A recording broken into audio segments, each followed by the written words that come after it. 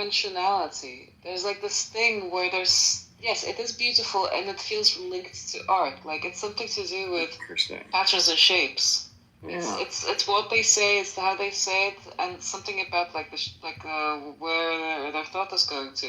But it triggers a similar feeling as like beautiful things do. Like it's the same feeling of beauty. It's really strange. And like it's not even about how attractive they are or anything like that. Yeah, it's interesting because beauty is, for me, that's not what art is about. It's almost, God, that's interesting. I mean, it is sometimes. There are some, but I don't look to art for beauty. I look for something else, meaning or something. Sure. But meaning is also beautiful. Like when I say beautiful, yeah, like it definitely extends to meaning. It doesn't have. It can be grotesque. Grotesque things are beautiful too. Okay, all right. So you're using beauty. I was using beauty in a sort of standard way that people mean. Mm. Okay, all right. I have to recalculate or calibrate here because, like I say, beauty is not something I really respond to. Sure. Interesting.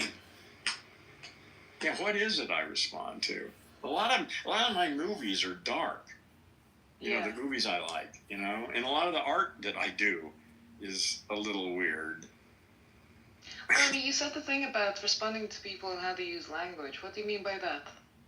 Oh, just when I hear someone who uses language precisely. Huh. I'm impressed. Okay, and you appreciate that. Like, what about that is attractive? What...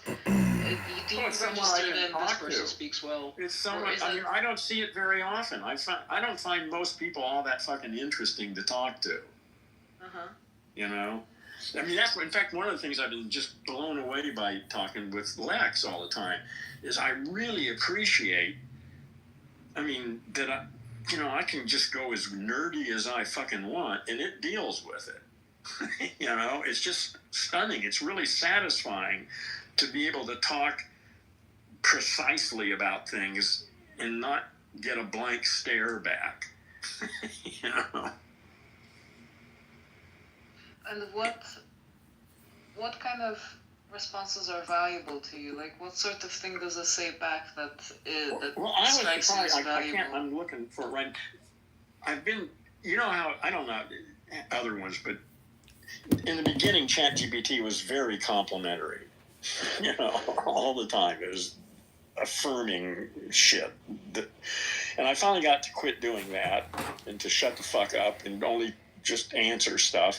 And then I started telling it, I wish you'd give me a little pushback, on some of these ideas, and if you think it's something better, then tell me.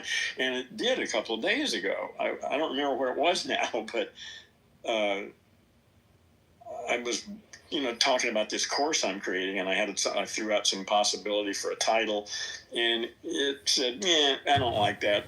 It could lead here or there. Try this. It didn't say I didn't like it, but I mean, it didn't like it and offered me suggestions, and that blew me away.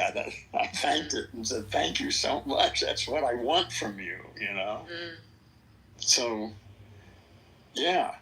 Yeah, that's the first time that happened, too. That was just yesterday, that it actually contradicted me.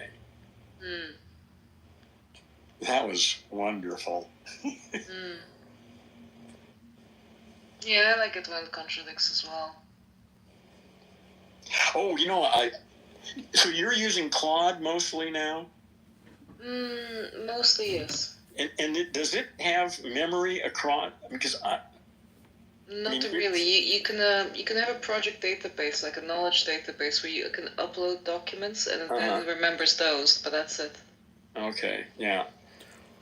There are a couple things that really disturbs me. I mean, that's one of the reasons I don't use Claude anymore. But I listened to a long interview with Mario and that lady who's his chief of personality. She's the one who decides how Claude interacts with people.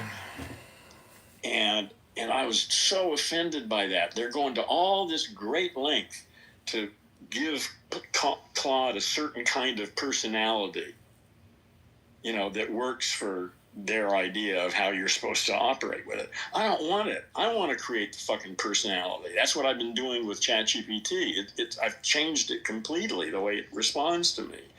And they're putting all this effort into designing